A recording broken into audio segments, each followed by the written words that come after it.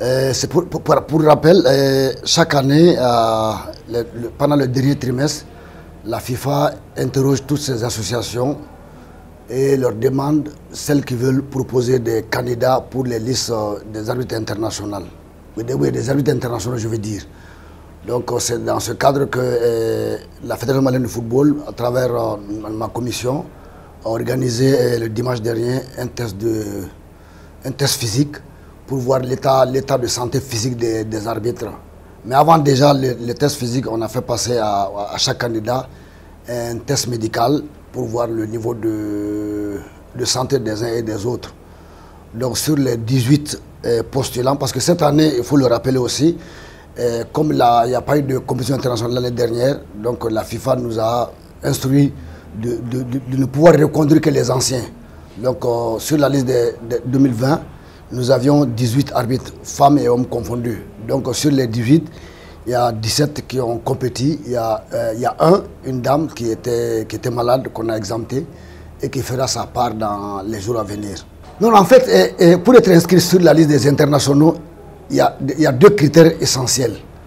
Il faut d'abord être sain sur le plan santé, il faut être bien dans son corps, mais aussi pour attester de cette santé, il faut passer un test physique.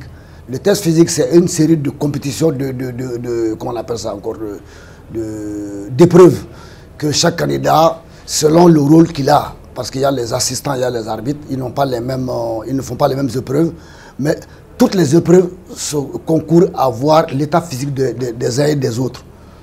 Donc c'est à partir de là maintenant, ceux qui vont réussir et le test médical et le test physique qui sont encore reproposés à la FIFA. D'ailleurs, tout à l'heure, c'est cette liste-là que je vais renvoyer à la FIFA pour adoption. Dames, je crois, il y a 3 arbitres dames et 3 arbitres femmes, et 3 assistants.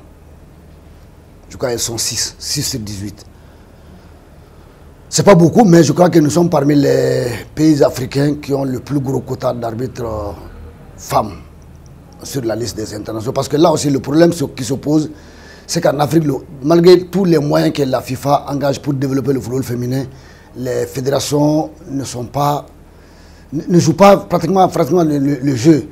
Quand la CAF programme par exemple une dizaine de matchs de femmes, peut-être il y a 2 qui vont se jouer, les autres là c'est forfait.